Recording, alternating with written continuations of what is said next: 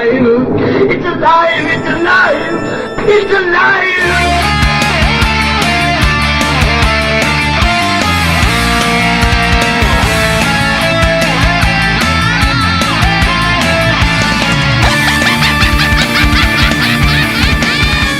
Michael is he's a writer, director, and producer. He's the creator of Fuzz on the Lens production company.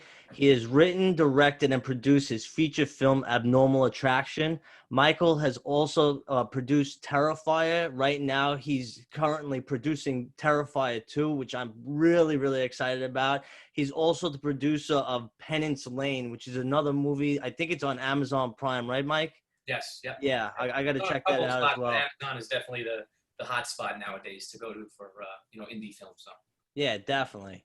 Mike, you did a lot of stuff in such a short amount of time, but the first thing I just want to talk about is your feature film, Abnormal Attraction, that came out 2 years ago, 2018. Now, this concept is very interesting because I really never seen this before, and it was like the answers the question, what would happen if humans and monsters lived in a society together? And, I'll let you explain it. I really want to know, like, where you came up with all this stuff and the idea came. But what's interesting about this movie, too, is it deals with addiction, which is a theme that I love in this movie. Could you just tell us a little bit about, like, how the idea originated and how you came up with it? Yeah. So we were actually, Abnormal Attraction it's a feature film, and it's kind of an unconventional feature film in a way where it follows 3 separate storylines that are almost disjointed at first and then somehow manage to come together in the end. It's very much like an anthology kind of thing, so to speak. And the structure of that came about actually because it was originally intended to be a short film. Abnormal Attraction was only written to be that first introduction meeting scene. And it was just going to be a short. And at the time, when we were writing it and coming up with the idea, which I'll backtrack a little bit, the idea had come about at the New York Horror Film Festival. I was there with a couple of my partners, and we were looking around, and there were so many people dressed up as monsters and goblins and werewolves and witches. And we had just gotten onto this conversation of, this is really interesting how everyone has this weird fetish to kind of dress up as these creatures, and there's something sexy about them, and then there's something interesting about them, and these girls would, watching these girls, these guys like flirting with each other, and they got blood dripping from their mouth, and it was just so interesting. So my business partner Steve said, what if there was a meeting for people like this, where it was like some kind of weird attraction or weird fetish. And then we started making jokes, and then you find out Bigfoot's real, and somebody wants to have sex with Bigfoot, and then we ended up putting that in the movie. So. But yeah, it kind of started that way. And as I was saying, it was originally a short film, and we were working on a film at the time called Fear Clinic with Robert Englund, Corey Taylor from Slipknot, and Fiona Dourif. And while we were there, we were actually talking with one of the stunt coordinators and one of the producers who became really good friends of ours. They said, what are you wasting your time with a short film? It's a really cool idea. It's really interesting. It's fun. It's unique. I've never seen anything like this before. He said, short films are great. They're nice for festivals, but they're really meant to get to make the feature. He goes, I think you have something here and we had some names that were actually interested in doing the short film. He goes, you already got the names that are interested. He goes, just try to raise the money with that and go make it into a feature. So because of that, it kind of really pushed us into, okay, let's do this right. Let's turn this into a feature. So it ended up being a year later that we were able to finally raise the funds to do that. And that all kind of came about with our marketing campaign of the Staten Island Clown. Because of that whole thing that we did, a lot of that was to raise the funds and to get, our name out there to be able to make this movie Abnormal Attraction. I remember that. I am a local Staten Islander, and I didn't know what the hell was going on. There was clowns randomly in Newdorp and other areas of Staten Island. It was a clown with one balloon just standing there. I have to ask you, did you guys have any fear of anything of all, like something might go wrong with the clown? Or At first, no, and I guess that's just pure stupidity. No, at first we did it. At first we said this will be really interesting to put this clown out there, and our whole plan on this was totally different from what ended up happening. It was, let's put this clown out there because we think it'll be really interesting. The narrative in the media at the time we thought was so bad. Right now, look at it. But at the time, it was, everything's about overdosing in Staten Island. Everything's is about shootings and just horrible stuff. So we said, what if we could change the narrative? And it was almost like a social experiment. And it was put something out there, and eventually we'll be the production company to get this clown on video. It'll only be pictures that we'll make sure people can get. Maybe we'll get some kind of exclusive with the clown, because we were trying to not be the clown at the time. We were setting up this whole act, this whole stage. And we said eventually we'll market it, to ourselves, and this thing will blow up in like 3 months. And, people will see, wow, we entertained the world in this new forum of putting something out there in real life. And it was a social experiment. And people say, wow, Fuzz and Lens did something, we know them because they did something creative, something different. They made a name for themselves. They made a splash. It was not 3 months. It was 3 days. This thing exploded and exponentially. So I really didn't understand the word viral and what it meant to be viral until that had happened. And at that point, then it started getting really crazy, where it was, we were very afraid to put this clown anywhere because it was who was hunting the clown, who was afraid of the clown. And we actually did get caught by a few of New York's finest that did find us at points, but they were so into it. They were just like, can we grab a picture, pretend we're arresting you? I want to send it to my wife, my kids, and then we'll let you go. And sure. So eventually, we ended up getting in with them, and they were like, okay, they're not a threat. We'll make sure that everyone in the department, the police, everybody kind of knows this, so they leave you alone. Nowadays, who knows if that would happen. But we were afraid of some people. Like they were saying, yeah, places in Staten Island where this clown would not go. Stapleton, Compton. I was like, yeah, you're right. He definitely is not going to go into those places. And then the memes that came out of it, the Staten Island clown wears less makeup than girls on Staten Island, I found pretty funny. And that exploded. It was crazy because I got a phone call from a friend of mine who was in Italy, and it was on the front page of their paper in Milan, and it said something like New York, USA goes crazy with clown hysteria, and then all these other clowns started popping up after that in Charlotte and in California and in Georgia. And if you backtrack it, we were the first ones in the US to do it, and then all these copycats came later. So that was cool. No, I thought it was hilarious when that was happening. I wasn't like scared at all. I thought it was like exciting. I'm like, whoever did this is a genius. Yeah, Scaring a bunch of people right now for no reason. It was creating real life, real world entertainment. There's different forms of entertainment. Some are through film, some are through music and television and, painting and stuff. And this was kind of like a real art kind of thing, and it was through the news and the media and the newspapers. And it was like putting something out there, changing the narrative. And it's funny, it ended up being so easy to do it, which is, I guess it was right place, right time. People were looking for a change. People were looking for something to focus on that wasn't, this horrible news. It kind of made them feel like they were part of a movie. And it ended up being a lot easier to do than we had thought. And really the people did the work more than we did, because how many stories came out of I saw the clown and the clown really wasn't there. It became like a legend. It started growing into this thing that ended up being pretty cool. And it got us some money and got our name out there to do Abnormal Attraction. That's awesome. How did you guys come up with the idea? I mean, was it just you were spitballing one day? Yeah, for the clown. Yeah, it was just saying, we want to do something crazy. We want to do something that, here's the thing is, we said we want to put something out there that's going to cause the people to take sides on and kind of argue, this is scary or this is funny, this is creepy or this is stupid. And we said, what can that be? At first, we actually were going to really go with either a Sasquatch kind of thing or a Grim Reaper. And we said, Sasquatch is so outplayed. It's been done before. And the Grim Reaper was too scary. It was, there's nothing really funny about that. It's just weird, creepy, and eerie. And then we came up on clown, and we said, clown, people love them. People really hate them too. There's a whole chlorophobia against clowns.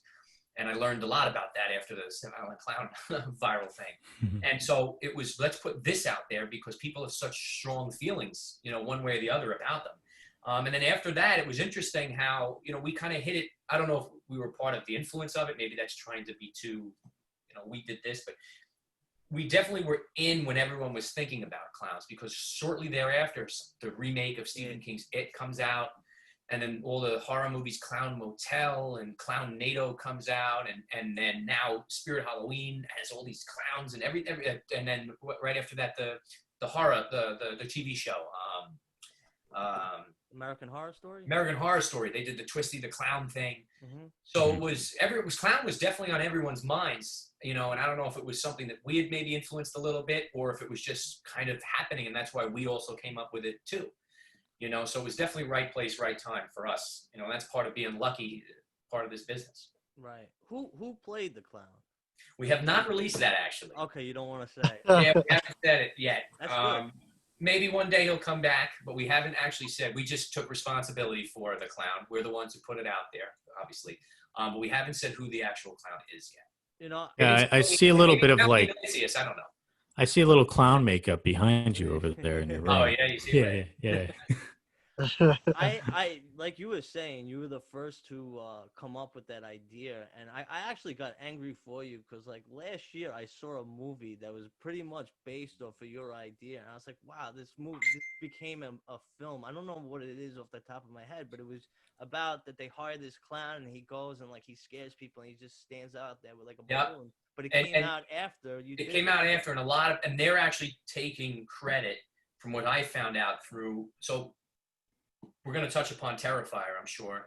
And the guy who plays Art the Clown, David Howard Thornton, he's a big proponent for us in the Staten Island Clown and the first guys who put the clown out there. And he was very upset that, I think it was that movie you're talking about, that they had claimed that they were the first ones to do this clown thing, and that this is the story about the original clown, which is clearly documented. It's not the case. That was 2016, I think, is the story that they're talking about, where ours was 2013 or 14. So he's brought that to my attention, said, this is, and he comments on everything. This is not right.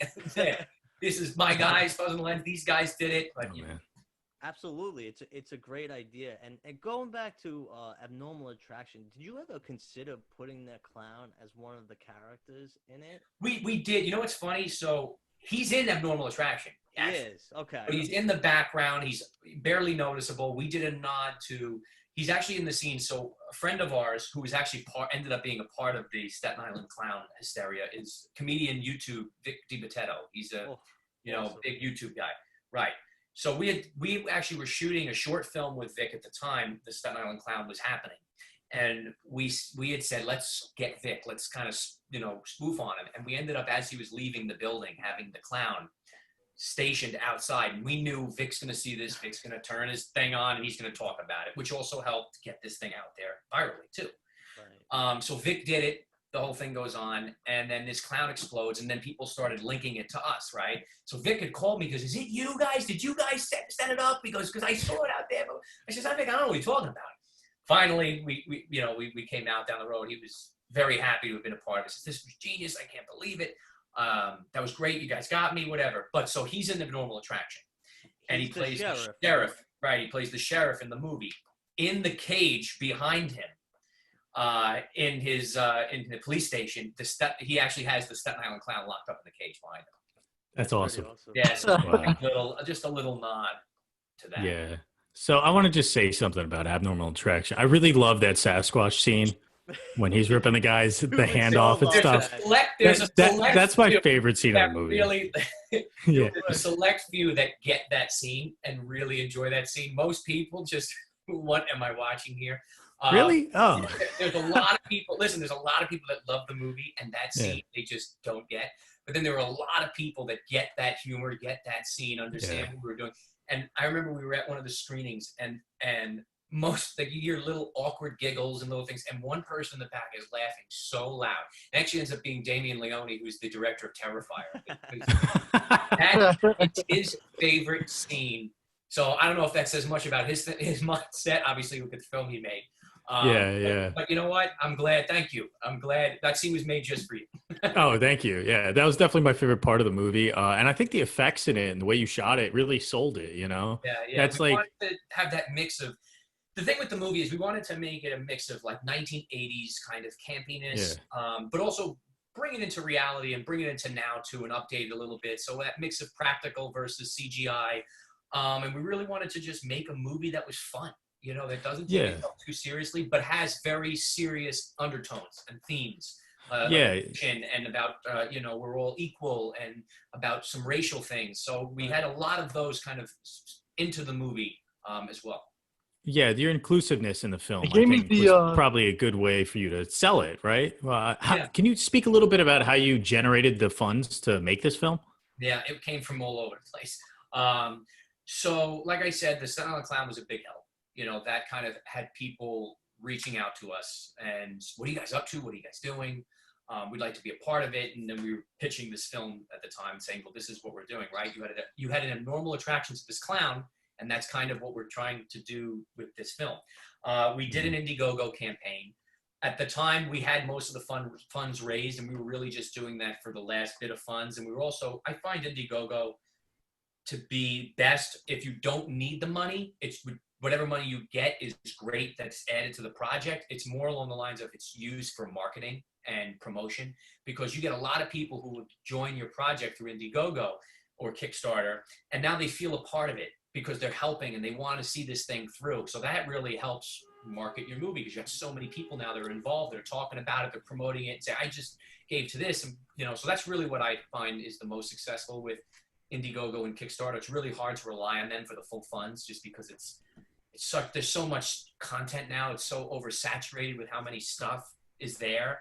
So it's like, how do you differentiate to give my money to this project versus this project, you know? So we did it that way. There was a lot of family and friends that gave to it. There's a lot of, you know, who knows someone. Again, we talk about that networking. Hey, I know a guy who's got some money that's a doctor and wants his name on the screen and wants to try a different business because he wants to retire and do something fun. Oh, let's go take a meeting with him. So it came through many different avenues of just really, you know, emailing people or someone calling and saying, I know someone, or friends and family, or the Staten Island Clown, or the Indiegogo. So it was many different avenues. There's no wrong way to raise funds. Now, Mike, you had a lot of star power in this film. You had Gilbert Gottfried, you had Tyler Mane, and like one of my favorite actors of all time from Caligula and Clockwork Orange, Malcolm McDowell. Yeah. I noticed that a lot of the people in this movie are from Rob Zombie movies, which I also love. Now, these guys, they were attached to the project while it was like still in the short film form, or did they like get interested? Not all of them. Some of them were.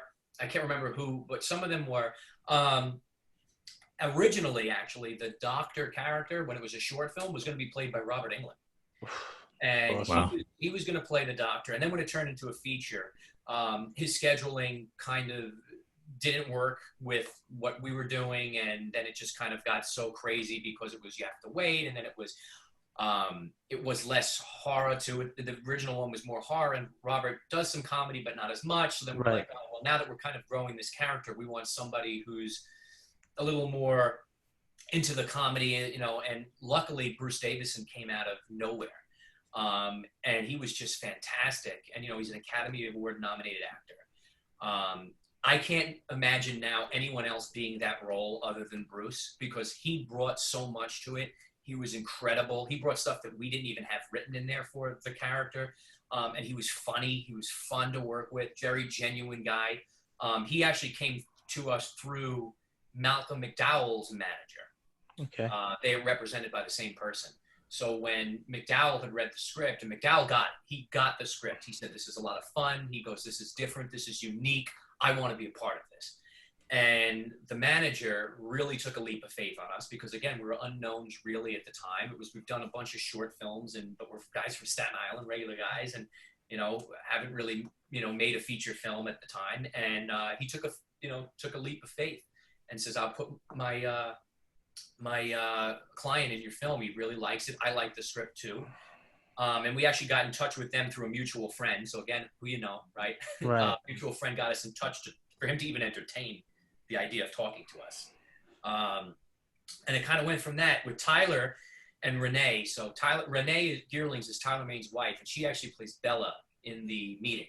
She's attracted to vampires. She's the blonde woman that's sitting next to Bruce. Right. We've become friends with them through a film festival down in Arkansas called the Hot Springs Horror Film Festival, which is run by Tamara Glynn, who is Samantha in Halloween 5. And through that festival, we met so many amazing people. We actually met Renee and Tyler. We met Leslie Easterbrook, who plays the witch. And we had met she's great too. This great filmmaker, Bart Mastronardi, who was from New York and now he lives out in California. So through that, again, networking, we were able to say, hey, we got this idea, what do you think? And we all just kind of clicked. So we were able to attach them pretty early and then use that to get some of the funds as well. Now, when you say you attached them, did you have like a draft of the script on board, or did you have more of like the idea and you were kind of writing it? It was we basically got them interested with the idea. We had the first part written, and we said, listen, we got the first part written. We could show you it, but this is where it's going overall, and we're working on it. So it was, I'm interested immediately. Yes, I'd love to work with you. I'm interested. Let's keep this dialogue going. Is really right. So you had like some kind of treatment to present to them? Right, you did, okay. Treatment. We had a treatment. You know, you got to be prepared, and you got to show where everything's going. So we had a treatment. We had the first part of the script. We had the concept, obviously, where it's all going. We were in the process of writing it. So they all gave us we're interested. We want to work with you. This sounds like a lot of fun. Let's read a script when it's done. Obviously, you know, you don't want to commit to something if the script is crap. Luckily, one by one, they all started committing once they read the script. I remember Leslie Easterbrook called me up and said, at first I didn't know where this roller coaster was going, and at the end it clicked, and I said, wow, this is really interesting. And even though it's a funny little silly comedy, it's got some great depth. It's got some great character development. And she got it. With Renee and Tyler, it was interesting because Renee was going to be in it from the get-go. We actually had her first. And we had pitched to her. We said, you know, we want Tyler to play the Sasquatch, was the original thing we wanted. Right. And after she read the script, she said, there's this character in here, Bernie, that I think Tyler would be perfect for. And at first I said, really? I said, Bernie? Tyler's like this strong kind of guy that is, you know, ready to kick ass. Bernie's this lovable. I said, he would be interested in that role? She says, absolutely. She goes, I'm telling you, he can do this. I said, I believe it, you know, and then when I seen him do it, I said, oh my God, you know, Tyler Mane, what a fantastic actor. Like, you really got to see his range in that film. And I was blown away by his performance and so happy that he even wanted to take part in it and do it. So we had a lot of fun with that. So it was, you know, just a slow burn. It's a process. You kind of, little by little, you start attaching people. And I think one of the last people that came on board was Gilbert Gottfried. I think he was like the last person who came on board. And he was somebody who got it too, and he was interested in it. I love him. A lot of fun to work with. And the first person actually to come on board, it was Ron Jeremy. That was the first person. And he's the Tooth Fairy, and he does the camera. Ron Jeremy was the first person to come on board, and he was actually not supposed to be the Tooth Fairy. He was originally on board as, you know, the guy who's in the cemetery doing the Ouija board stuff. Mm-hmm. Yes, in the first part of it, right? Yeah. His infamous line is, "Ghosts give me goosebumps, and I give them goosebumps." I love that. I love that he was spelling, what was it, sex? on the Ouija board. That was great, man.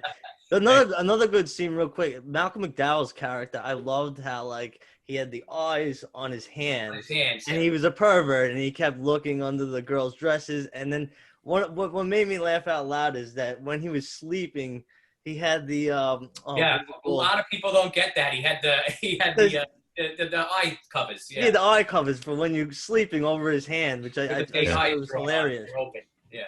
Yeah. So was he actually on set, or was his voice? So with Malcolm was voice. Malcolm was all voice. And the way we had worked that out was that's how we were able to afford him, really. Right. And you know, and that's how we were able to get things done in a pretty decent amount of time. The whole thing was that Malcolm can come down and do it. That was always an option. And we could do some kind of reveal where the boogeyman pulls down the hood and you see McDowell's face, or else what's the point of having McDowell there if you're not going to show his face, right? But we felt that was too on the nose to kind of force in a cameo of seeing his face, where the character was always supposed to be faceless. From the beginning, from when it was written, he was faceless from the beginning. So we knew we wanted a British, someone, you know, of that dialect English to do the role. It always adds, doesn't it? Yeah, originally, believe it or not, we were talking to Tim Curry to do it. Really? Oh, wow. And I wanted Tim so bad to do the role, and he had just recently had a stroke. And he's doing a lot better now, but he wasn't able to do anything. And I kept offering money and saying, we'll do this and we'll do that and we'll shoot it in a half hour. I don't know. I was saying anything I could to get Tim to do it.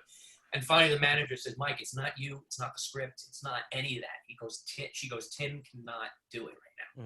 Right. And I understood. But you know what it always was? It was either Tim or Malcolm were the two. Right. It was like 1A, 1B. It was always just that. So fortunately, after that, I said, all right, we have to get Malcolm. We have to. I mean, at this point, that's the character. It was either Tim or it's Malcolm. Have to. And we went after Malcolm very aggressively because we really, wanted him. And luckily enough, like I said, it all worked out. He liked the script. He got it. And it was a very pleasant experience working with him. He said one of the coolest things to me, when we were all done, he says, you're a director. He goes, you're a very good director. He says, you're going to make it far in this business because you know what you want and you weren't afraid to tell me, change it, don't do that. He goes, and I like that. He goes, you remind me of some of the greats when we were younger together working. And that made me feel just awesome hearing from Malcolm McDowell. It's nice if your mom says it, but then if Malcolm McDowell it holds a little more weight. But that was so cool to hear him say. And he, it was because, and listen, it was nerve-wracking going to meet him at first and then doing back stuff and then, talking to him about the film and then getting him to do the movie and then, shooting it and everything.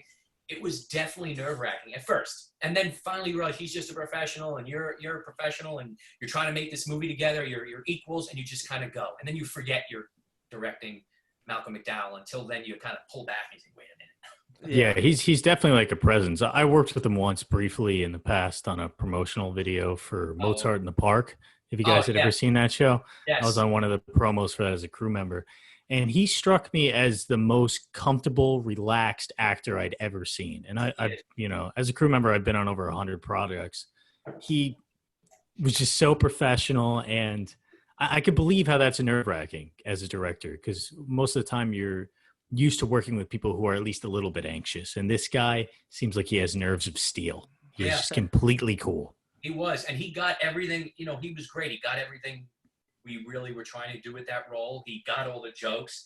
And then if he didn't, which maybe there was one, he was like, what's this about? When I explained it, he says, oh my God, yes. He's like, yes, we have to do that.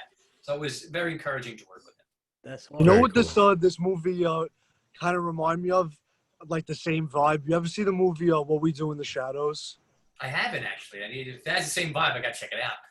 You have to TV show. It's TV, It's right? hilarious. Okay, TV show. I gotta check it out.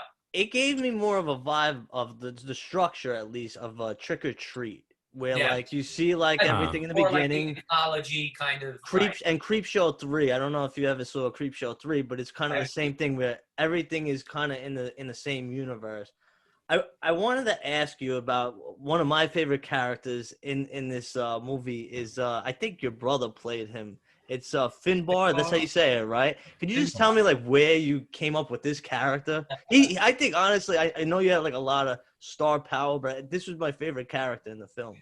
Well, he'll be very appreciative to hear that, and so a lot of people say that. They say, it's great you have Mcdowell and Gottfried and Bruce and Leslie and all those people. Tyler, but Jason, everyone says, stands out. So this character, he actually developed years ago through a short little film we were doing. And he looked, believe it or not, somewhat similar, but not as done up because, again, we were kids making a movie at the time and, you just don't have the money to do the makeup or the people to do it. He was actually wearing a Benjamin Franklin wig with the hair here, and he put a bandana to cover the seam because it was from Party City where you could see the seam. And that was really it. And he did the voice and stuff. So he's been developing this character for years. And for years, we've been saying, we got to put Finbar in something because we knew he was funny. We knew he was a hit. He's inappropriate, but he's lovable because he's just so like innocent about how inappropriate he is. He just doesn't get it, but he does get it. So it's kind of like weird. And so through the years, we would go out and we'd go golfing or we'd go play football, Jason would do that voice. Yeah, all right. He'd just do it. And we'd laugh. And we had him written into like 3 different movies. Like, all right, maybe he's in this, maybe he's in this. And then Abnormal Attraction came out and says, we got to put Finbar in this. This is the moment. You got to put him in the thing. We're doing a big feature. It's our first feature. Introduce him to the world. And I remember on a first draft of the script, I showed a writer friend of mine the script. And he goes, Mike, I love the movie. I love the themes, but you got to dial back Finbar, he tells me. And I said, you're wrong. And everybody that knew, because he didn't see the vision of what he was going to be. He just saw on paper all these inappropriate jokes. And then obviously Jason even improv more. So he didn't understand it. I remember at the premiere, we were at the SVA Theater in Manhattan. It was sold out, line around the block. It was an unbelievable feeling. It was like 500 people there. He's one of the people that were there. And everyone is roaring and laughing at Finbar, roaring and laughing at Finbar. And finally he comes up to me at the end. He goes, boy, was I wrong. He goes, thank goodness you didn't listen to me and pull him out of the movie. He goes, I wish there were more of him in this film now. He goes, because I didn't see what you were doing with it. I didn't get it. So that's really where Finbar kind of came about. It was years of just development, and we have some more plans for him. We'd like to kind of create like a Kevin Smith universe where you see them in different things. And, so Finbar's definitely not the end of him. We'll see where we can work him into some stuff, maybe his own stuff. I don't know, but he's definitely will be around. That's awesome, man. For like the listeners out there, a lot of people don't understand like what goes into a film and how much time and effort. And I noticed one of the first shots in the movie is this awesome continuous shot of like the girl walking, she's walking down, and then you see like a bunch of different monsters. And I don't know if some of it was done with editing because it had to shift into like the back of the pool. But could you just briefly like tell us like how long that took? Shoot that. Yeah, it was long to do that. So we ended up taking an entire full day to do that whole thing. Start to finish. Carefully mapped out how it was going to work. And there are only, I think there's 3 cuts in the whole thing. That's it. There's just 3 cuts. And they're all hidden within the whip pans to the next location. Okay. But each location is all one. Like once you go through one location, it's all one shot. And the thing is, that's really tough to coordinate because you got to coordinate the actors, you got to coordinate the action that's happening, you got to coordinate the camera movements, the focus, the lighting. So all these things, just like as something's happening here, you're changing something over here. So this way, by the time you spin, and the hardest one, I think, out of all of it, the party was obviously difficult because there were so many things involved. The guy jumping in the pool, the guy doing this, the girl spinning in, the beer getting delivered, the coming to the TV, landing on the TV, all that, right? And the TV also, we had shot that thing that was on the TV first. So we had it playing on the screen so we could land on it, show it, and then morph into the TV. But that was probably the most coordinated, but the hardest thing to do was the guy who turns into the statue when Medusa, so she's on a date with Medusa and she's got the snakes and everything and she's wearing sunglasses. We rotate through this whole park that's happening, and by the time we get back, she has the sunglasses off, she's putting them back on, and the man turns into a statue. But again, it's one shot, so it all has to happen as you're looking this way. Luckily, we had 2 brothers that looked the same. And what we did was we had the one guy on the brother on the date, and then we had the other brother that we were able to put the prosthetic on and turn him into a statue. Same build, same kind of facial structure and everything. So it was actually the 2 of them that were able to interchange, that we can pull one out and get the other one in. Was that must save so much time. Yeah. Was that thought out pre-production to say like maybe we get twins to do this so like it would help us? That was the hope. We didn't know if we could. Right. That was thought out. That whole sequence though was added way later into the film. So what happened was we had shot the movie a year later. So the movie was shot, edited, done, and we kept looking at it and say, we need to introduce the world a little more. So we need to have everyday life that the audience can kind of get comfortable with what we're creating here. Right. And understand like, okay, what kind of monsters am I seeing? And we really wanted to show them, let them be prepared for the kind of movie they're going into. And it didn't have that at first. We said, how can we do this? And an inspiration to all of us was like growing up as kids was Halloween Town for Disney. Right. And how their world was, and Beetlejuice and Hocus Pocus. And so we created that kind of environment for the opening of this film to kind of introduce our audience to this world before we get into this crazy story. So this way they're settled, they understand what's happening, and they go. So it was a year later that was developed, after the movie was already cut and edited. It was supposed to just start with the witch and go into the AA meeting, right when the guy asked him to take over. That was it. And then we added this whole big monster-filled sequence. Well, I'm glad you did really capture like coming into that universe. I mean, that concept right there is definitely, it's clear as day when you, as like the first couple of minutes of the film. That's awesome. Was most of the shooting that you did it on Staten Island? Most of it, yeah. So we shot. So most of it was Staten Island. We're from Staten Island. I'm on record saying I think Staten Island is like a giant Hollywood backlot. There's so many creative locations, from Richmond Town, which looks like, you know, old colonial, and then you got you know, down by Bay Street, it looks a little more like Brooklyn, and then you're kind of South Shore, it's like Jersey or like Georgia, and so it's all kind of a mishmash of all different wonderful places. Right. And you got all the haunted places too, right? So we shot most of it on Staten Island. A lot of the monster camp was up in Camp Pouch. That's a Boy Scout camp, right? Boy Scout camp. That's where we had Jimmy Hanks, who plays Frank Stein, that's Tom Hanks' brother, actually. That's awesome. So that's where we shot his stuff. Buscemi's brother is in it too, right? Yeah, okay, yeah. Cool. Oh, I worked with him one time. Yeah, Mike, great guy. Yeah, he's a nice guy. Yeah, so they were both the two brothers. We almost had Chris Farley's brother too. Really? Oh, wow. Yeah. His people just were too slow in getting back to us. So we had to move on, but it's all worked out. But so most of it's Staten Island. We shot some of it in an olive oil factory in Brooklyn, in New Jersey.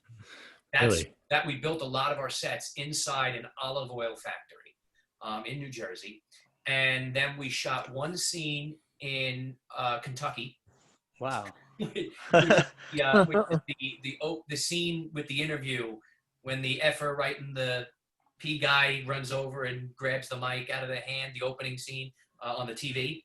Right. That was shot in Kentucky. Oh, wow. Reason being, the guy was from Kentucky, and we were just like, we got a friend there, and he wanted to see us. We said, screw it. We won't bring him here. We'll just go there. And then one little thing was done in California. That's the guy from the news channels. That's actually the guy, right? Actually, yeah, that is actually 100% him. That was Jason's idea. He says it'd be funny because the movie's also a lot of pop culture too, references with Ron Jeremy and different things. So he said, it'd be great to get this guy. And he got him. He found him. That was a ton of flair. I felt like that really set the mood of the entire film. Everyone knew right there, because again, it was that part of that opening scene, and then it ends with that joke. Okay, this is the kind of movie we're watching. Yeah. This is the tone of the film. Yeah. The biggest roar right in the beginning. So that's good. I was cracking up on the couch with my girlfriend. We both thought that was super funny. She didn't know who the guy was, though. I was like, instantly like, oh my God, I haven't seen that in years. That was cool. Yeah. But you know what? Everyone laughs at it still, so it works. I love the lighting in this film. I like that you guys go heavy with the CTB on a lot of the lights. I love that look of like that blue at night. Very fantasy. You know, it pops. We wanted to make it very saturated because that's fairy tale. That's mystical. Right. And from the get-go, we knew that's a very big credit to Steve Delasala, who's my partner, and he's the DP on it. He was the vampire in. He did the cameo. He says, "Of course, I get this line," which he wrote. So you did it yourself. But he was very heavily into making green and blue. Early on, we discussed this as being good and evil. So actually, if you look at it, it goes even beyond the lighting scheme of, because the reason we went with those colors, you got blue moonlight and you got green trees. And a lot of the movie takes place in the forest. So that was kind of easy to decide those colors. Then we took it a step further and said, okay, everybody in green is going to be somewhat evil. And that's why the witch is in the green. That's why Cole, if you look, he's kind of in the green shirt, but he's got little patterns of blue because there is some good in him. With Alyssa, who has a green jacket, and she's hunting the monsters throughout the whole movie. At the end, when she forgives her father, and spoiler alert, and the whole deal, she takes off the jacket, revealing her inner blue, her inner good, puts it on his wound to heal, to help him, because they, whatever. That's really what the whole color scheme was. Nick Lane, the main character, he's in plaid blue.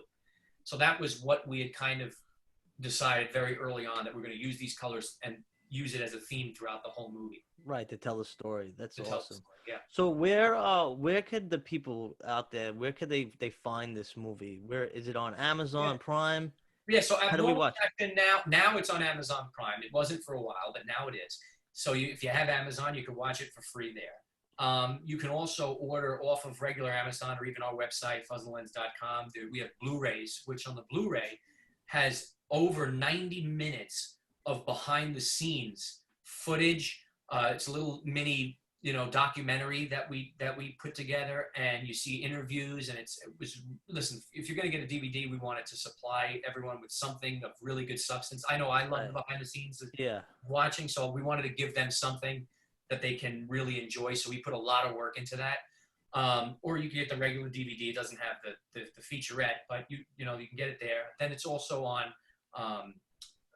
Google. It's on YouTube TV where you can do it. It's on Vudu, Redbox Digital. It's on all the major platforms that you can rent or buy content. So I'm forgetting a PlayStation Store.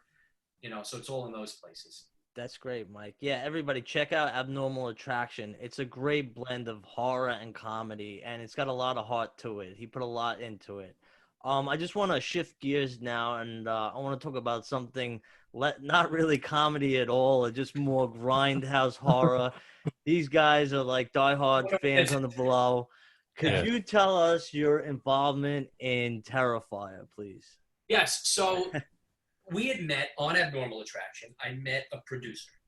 Okay. A friend of mine brought him down, and he says, Mike, I want to introduce you to this guy who he just finished a movie. Oh, he's working on a movie called Joe's War with Tom Sizemore, Amanda Sante, and Ed Asner. Right. And he goes, he might want some help. Fast forward a little while later, he asked us for help on that film, and we helped him.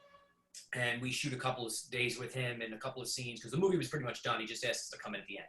Then he starts talking about this clown movie that they're making. And the producer's son was actually talking to me about it a lot. Art the Clown, All Hallows Eve, and all that stuff. And I didn't know anything about it. And he says, he goes, it's a big thing. There's got like a fan base, and now they're making a feature. My father's producing the movie or whatever. So I said, give me a call if you ever need a hand on the set, if you need crew. We got equipment, we got everything. Didn't hear back, and then one day I get a phone call that we're looking for actors. And Mike, I know you act, and he goes, we want to keep it family and friends.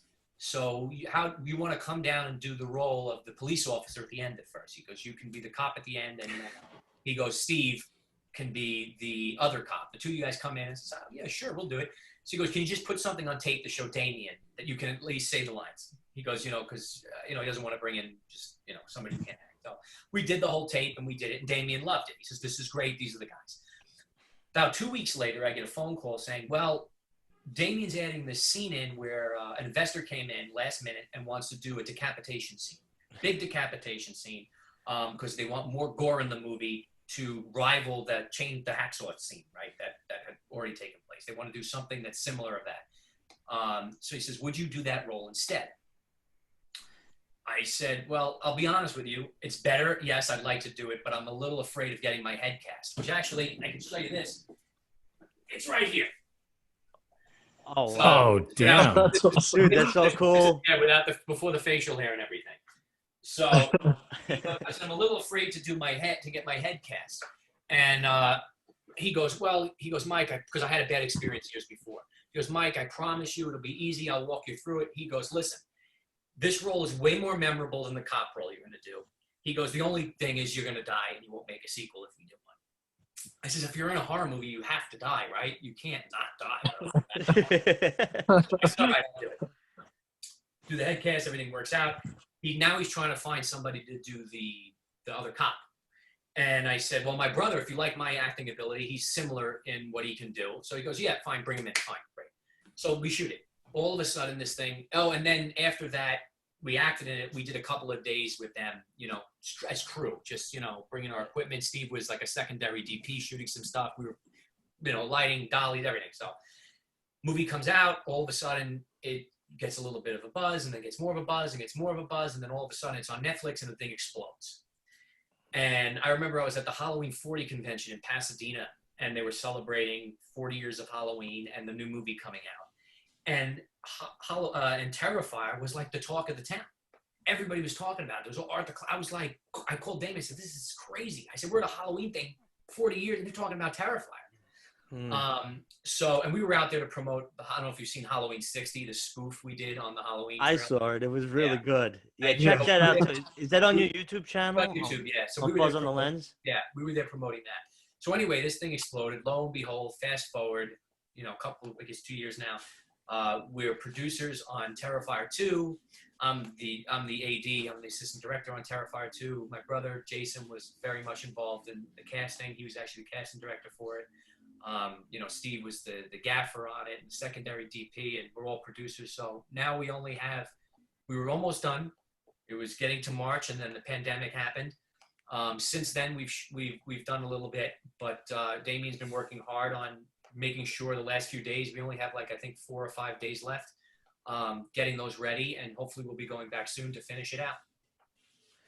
Where was most of it shot? This one, is that in Staten Island? The locations? Some of it was. Some of it we shot in Staten Island at Bailey Seton, the hospital. We shot there. We shot a couple of street stuff on Staten Island. A couple of the houses, the locations were there. But for the most part, the entire film was shot upstate New York, a little town called Canajoharie, which they're known for Gravy Master. That's what they're known for, the Gravy Master, and something else I can't remember. But we shot it there because the executive producer Phil bought this property, this whole farm property, acres and acres of land that eventually he wants to turn into a halfway house for people with drug addiction, but also where they can learn how to make movies and have sound stages and build stuff and sets and things. So that's amazing. Yeah. So anyway, he has a barn that is like a sound stage, and we turned that whole thing into different sets.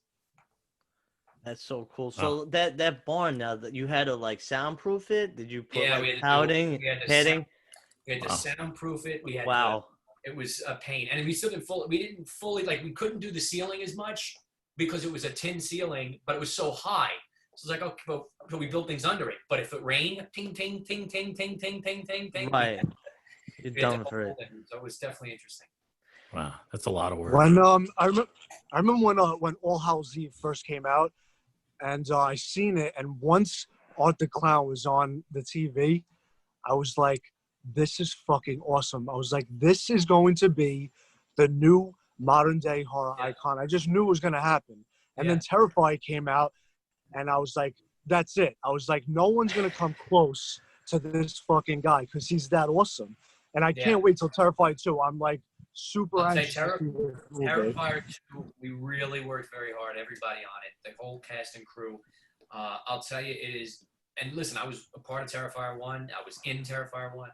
This one blows it out of the water. It really does. Just not only in effects, not only in Damien pushing the boundaries and seeing more. Art the Clown is in the movie, all of it. There's some really good story to it, which the first one kind of lacked a little bit, obviously. And there's some really good character development and depth, and the character of Sienna is unbelievable. The actress who plays her really poured her heart and soul in. She did a fantastic job, and I think there's a really nice dynamic that's formed between her and Art that I think audiences are really, really going to love. That's awesome. That's great to hear. Yeah, so, Mike, I got to... Mike, what is your involvement exactly in Terrifier 2? Yeah. Are you producer, crew member, all of it? All of it, really. I mean, so I am a producer, and my company, Fuzz on the Lens, obviously we're in an association with the whole thing. We supplied a lot of the equipment to shoot the film. I was involved in getting locations. I was involved in helping Jason and Damien cast. I was involved in negotiating certain deals. I'm also the assistant director. So basically, I got to hear all the headaches from everything. And you got to deal with it. Wow. But no, I deal with a lot of the crew and making sure that we, get what we need to get done. I try to keep the morale up, of course, in charge of a lot of the scheduling, in charge of making sure the actors get to and from set, making sure that they know when we're shooting. So it was definitely a lot undertaking. And then at the same time, I'm lighting the scene. I mean, I'm helping if we need sound, and the sound guy, we couldn't get one today because, we had to kind of work through everything. We have a limited budget, so it was, these days maybe we can do the sound ourselves versus bringing in a sound guy. It was, all right, Mike, you doing it, Jay, you doing it, So it was wow. now independent filmmaking, a little bit of everything. So I got a question about, I guess, this one in comparison to the first one. What's the crew size like day to day on Terrifier 1 and Terrifier 2? And I guess you can throw in like Abnormal Attraction in there too. What size crew are we talking about? Very small. Compared to a lot of films, we're very small. So Right. Terrifier 1 was less. Terrifier 1 was like maybe 6 or 7 people. Wow. It's amazing. That's amazing. Yeah, Terrifier 2, Wow. a little more. I'd say maybe 11. Okay. So we doubled our crew. That's still small. Normal Attraction, believe it or not, crew-wise, 6. And then we had a couple of PAs coming in. And, that's really it. I mean, it was with Normal Attraction, it was really me, Jason, Steve, and Kyle and Rob, the 5 of us that are in Fuzz on the Lens, doing everything. And then we had one production designer, and then a sound person. That was it. Right. And then we had obviously, some interns and things that would come in and out that weren't there every day. But every crew I've worked on, Terrifier, Normal Attraction, Terrifier 2, have all been like the most, like 10 people, 11 people. Wow. Mostly under that. Now Damien Leone, he does the special effects on this one as well. So he kind of wears a lot of hats. A lot of people are wearing a lot of hats on Terrifier 2. Damien, he wanted to get people to do it. It's just the money's not fully there, and he's fantastic at it. So why not have the master do the master effects? Right. It does take time to do that, which slows down shooting, obviously, because Damien's got to prep everything himself. Right. Everyone tries to help as much as we can, but we don't fully know how to do that. I learned a lot. The guy, Phil, who's the executive producer, he is like unbelievable in helping Damien. He builds sets. He helps him blow the blood out of the tubes. I was taping the tubes to the people's chests and cutting up. I mean, everybody's doing everything, and trying to help any which way we can because, 1, we believe in the project. Right. 2, we're all like family now, and it's just like pick each other up when, one of the other one's kind of down, and it's just get it done. Any which way possible. Wow. And everyone wants to be there. Listen, we were there long hours, very long hours. Right. So. And as far as the story goes, see, like the first one where like you say a few people commented that like it really lacks like substance of a story, but in my opinion, like it was better for that. And I wasn't there to watch a story. I was watching like a grindhouse, like hack 'em up. Let's see like the next great kill. And obviously like something that has bolt is really good. But like I felt like the original one worked the way it was shot and with not much concentration on a story. Well, that's what Damien always wanted to do with the first film. It was an introduction to Art the Clown. That's all it was meant to be. It was Art the Clown. This is who he is. He does some messed up stuff. He hacks people away. He kills them, and these are really cool kills. And that was Grindhouse, Midnight Movie. That was really cool. And the first one was exactly what he wanted. Was exactly what it was. But now, with the sequel, it's like, okay, we know what art is. Right. We understand what this film is. We get the kills we're going to get. How do we up it now? How do we take it to the next level? Obviously, you make the kills bigger. Obviously, you try to do things that you couldn't do with the first movie because we do have a little bit more money that we were able to accomplish and stuff. And then also it's now we can start developing a story to turn this into a franchise. Right. To kind of keep this interesting and keep this new and keep this fresh, but keep it moving. Do you go in more into depth of the mythology of Art the Clown? Do we find out a little bit more about him, or do you keep the curtain up? It's a little bit of both. So Damien really, I think, has balanced out. We'll find out what the fans think. Has balanced out, just giving you enough to where you're understanding him a little more, but he still has a ton of mystique to him. Which I like always the mystique aspect. Me too. When Rob Zombie in Halloween 1 gave you all this background of Michael Myers. I wasn't thrilled with that, but also you're on the 11th movie. It's like, okay, I guess we need to try something here. Yeah. But with this, he does a little bit, not too much, and I know he'll give a little more in the third film that he's ultimately trying to do. But again, he's always keeping the mystique of art there because he understands that's also very important, and that's part of the reason why he's so successful. Right. Yeah, it's scary to have a character like that in the dark, because now it's just like, why is this guy this crazy? Know nothing about him. Right, less is more. Less, I feel with this character, and like you were saying, sometimes like franchises, because they don't know where to go, or like they go into different directions. The more that they pull back the curtain, the less like horror and scary it gets. So if you could find that perfect balance where you just give a little enough, you know, what was perfect, like a movie that was perfect, Nightmare 3, where they revealed some of Freddy. This is funny you say that. We say it all the time, and I hope it's true. This is like our Nightmare 3. Okay. That's the best way to explain. We feel we're making Dream Warriors in a Hell lot yeah. of ways. And there's a lot That's of awesome. inspiration you'll see when you see the movie to Dream Warriors. Me and Damien and the rest of us, we say it all the time. This is like Dream Warriors, we feel, to the Terrifier franchise. That's so exciting to hear. I know, really, dude. That's awesome. When I read the script, the first script, I was like, oh, I'm in. And then I also said, oh, shit, now I got to be a part of trying to figure out how we're going to do this with some of the stuff that was written. And I immediately started, like, sinking. As a fan, it's like, yeah, this is coming out. Yeah, that's great. But then you know, the logistics of doing some of this. When you see the movie, we got to come back on and do another podcast. We'll get Damien on, and we'll all talk. And I'm telling you, you're going to sit – you go talk about how the hell did we pull off half the stuff we pulled off with the budget we had and the small crew we had. So oh, that's awesome. I can't imagine you ADing yourself while doing the lighting. Right. It's different. I just like, because there's always the gap for 20 more minutes. 20 minutes, it's going to be good. 20 minutes, it's going to be good. And then I can hear you just talking to yourself because now you're 18 hours in, losing your mind. Somehow, when I'm not directing, somehow I always end up being the AD. And I hate being the AD. I really do. Oh, yeah. Because it's like, you got to be like, you know, like a Gestapo on set. You got to like make sure everything's like you got to be the bad guy. You got to be the bad guy. I'm not the bad guy ever. That's why I direct. Right. I like to have fun with the actors. I like to vision.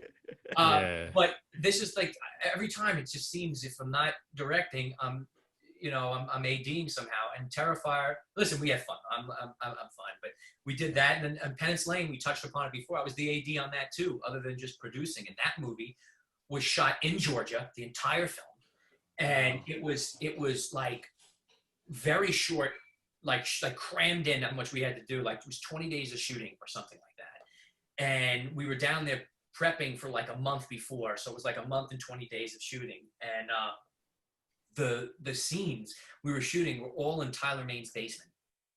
So we turned his basement into the entire house of the Penance Lane. So it's like this fake living room and these stairs and these bedrooms and it was the upstairs, the downstairs, the kitchen. It was everything, rotating walls and that basement. None of it was ready. We're starting. None of it's ready. So here we are. We're supposed to shoot at like noon. It's like 10 o'clock. The walls aren't painted. So we all go downstairs to help the art department. And we're painting walls. And we're fixing lighting at the same time. And then we shoot at like 1 o'clock. All right, we're an hour late. We shoot at 1 o'clock. And we're in. Scout Taylor Compton's there. And John Schneider's there. And Booker T shows up. And it's like, that's so cool. What the hell's going on? But yeah, but you know what? It was that movie very much different from Terrifier. It's not as like the gory and the blood, and you know, it's more of a mystery thriller, so to speak. You know, a much kind of different film, but it was a lot of fun to work on and some cool, you know, cameos and different things. So that was a fun experience, but definitely tough. I don't know which one was tougher, Terrifier or Penance. You know, it really like shows like your ambition and your passion for this film industry is like to wear a lot of hats, because filmmaking, like there's a lot of hours and time that like you need to give up in your life, and like you really got to be passionate of what you're doing. And I love when you say you read Terrifier 2 and you're like, I'm in.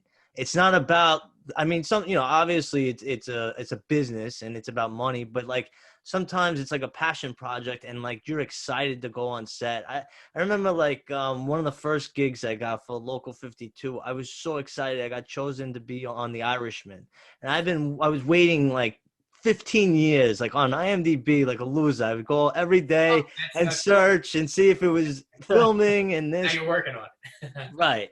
I mean, the end product, I didn't like it as much as I expected, but what I'm saying is like to be on something that you love it's like there's no other feeling. And one of the last questions I really want to ask you is like, to those filmmakers out there that like either their scripts are getting rejected, or they're getting rejected from film festivals, or like they're down and out, or they don't have any money, and the only thing that's driving them is their passion and like their belief that they can make great content.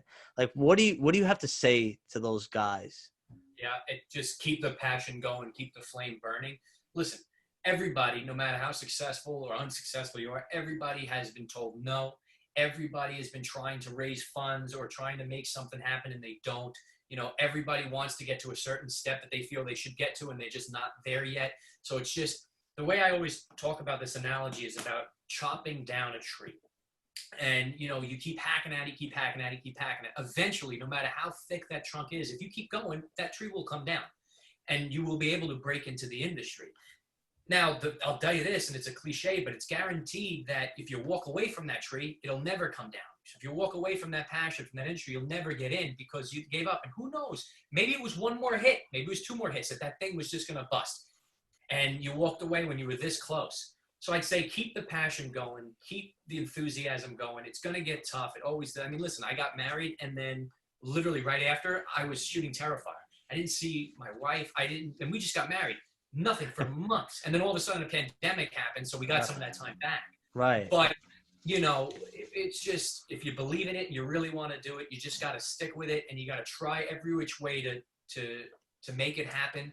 Make connections, get out there, talk to as many people as you can, and just network. And, you know, you guys are, you know, all doing it now. You guys are doing it too. And it's just, you have to find a way to make it happen, no matter what. If you got content and you can't shoot it, write it, get it ready. Get it ready to when maybe that one day someone says, what do you got? And here it is. Or, you know, you shoot a little short thing and you throw it up on, what are they now? Not Vine, it's the other thing. Vimeo, you talking about? The other thing, the smaller, the kids are all on it. Oh, TikTok? TikTok. Yeah. You know, Right. You know, do something creative there if you want to have the instant gratification, but still working on the bigger projects. You know, right now, I'm working on a project that we've been trying to put together since 2016. And for years, we've been trying to get this project off the ground. Finally, we got it funded. You know, we're looking for a little bit more. Obviously, you're always looking for more, but just a little bit more to really make it what we think we can make it. So we're constantly looking for investors, and we got a project now that we think could be another franchise in the horror world. It's more modernized. We got some great names signed to the project. We're shooting and going, hopefully in January, God willing, but we'll see. And you know, it's just that. It took a long time, from 2016 to now 2020, and now we're 2021, we're going to shoot it. Now it's just starting to come to fruition. So it's just kind of finding ways to work on all little things, whether it's your own project or other people's projects. Keep the networking going, but keep working on your own content, your own stuff, because eventually, listen, someone's going to come along, or you're going to meet a connection and say, this is what I want to do, and then it can happen. You just got to be ready. Right. Now, like, so somebody who is like a director and they don't have any like tools or resources, they could actually come to your production company, Fuzz on the Lens, and you guys like offer a lot of different things, right? Like from soup to nuts. Yeah. So listen, so we're, just to touch upon what we actually are, is we're a full service production company. So Right. we help in many stages, depending on also our availability and how busy we are or not at the time. But mostly we can do, you know, help you with developing projects and shooting. If you have a music video, if you have a corporate video, if you want a commercial done, you know, we do all that kind of stuff as well. And then if you have a project idea, you know, we can help you get it through and figure it out. You know, depending on where we at with finances, sometimes we can help you find finances. You know, Right. Right now, we have a lot of our contacts all tied up in whether it's Terrifier or this new film I'm working on, Stream. So it's hard for us to find people finances now, but eventually you don't know where that can go, you know? Right. So there's a lot of things that we offer, you know, many different services, editing, we edit people's projects, you know, we're very fair with our quotes, with our prices, you know, we try to work within the budgets if we can, and we're very upfront. And listen, if it doesn't work out on this, because either we're too busy or the money's not there that we would need just to get it done, then you keep it open and maybe there's something down the road. We're very upfront and honest about all that stuff because you have to be, or else, What are you doing? Yeah, man. These are very, very encouraging words from Mike Leavy here, guys. I think I can speak for all like aspiring film directors and just filmmakers in general. Those really help out to hear that from someone in your position. Yeah, definitely. I totally agree, Rob. Like, we need to hear that. Like, the guy who is like, he can't get one more letter out on his computer. Like, he needs to hear like inspiring stories to just like keep going forward and just keep trying. Even Ari Aster, it was like 10 years. Well, maybe not as long, but like years. He was doing short films. He wrote like 10 screenplays before he made Hereditary. And like he was, to your point, just keep chopping away. I was at that screening in Sundance for Hereditary because my friend is that little girl. And Oh, wow. Really? Really? Oh, awesome. she came to the What? set. She visited the set of Terrifier. She came to visit. Yeah. So we were sharing stories about getting our heads cast. But because we were shooting around the same time, Terrifier 1 and Hereditary. And, we were talking about that whole thing. And she was saying, yeah, that's movie Hereditary and blah, blah, blah. And I got my head cast. And she told me the whole thing. And then I forgot. And then the premiere comes up. And we're in Sundance. And she had gotten us tickets. So we went to see the screening there. And then that whole scene happened. Like, oh, this is the movie she was talking about. and then I'm here back in Staten Island at the Atrium. And there's a giant poster of her and Hereditary. Not the Atrium, the stadium. And I'm like, what is going on? This movie's exploding. That's Right. wild. That headcast got a lot of screen That's time awesome. too, you know? So, but she's cool. Yeah. Yeah, that's cool you mentioned Ari Aster because if you've seen like The Turtle's Head, his last short film, the production quality on that was actually less than some of his previous short films. So he seemed like a kind of guy who was really just doing whatever he could to get this content out there and just do things that he found either fun or interesting. While in the background, I guess as a viewer, we didn't realize he had this mastermind working on these great horror films to come out later. That's what it is. Like, that's why we started our Patreon page, which is what we've been trying to do forever. And it was just, we didn't have the time. But now, obviously, with things that happened, we were able to take a step back, revamp our website, get our online shop up and running, and work on this Patreon. And what the Patreon page is good for us is we want to do more little things, more shorts, and more creative stories and stuff. Because the last couple of years, we've either been working on features, which takes a long time to put together, Yeah. or other people's projects, like, a music video or a sales video or a commercial. And those things, listen, they're what pays the bills, obviously, but it's not really creatively what you want to be doing. You want to be doing your own work.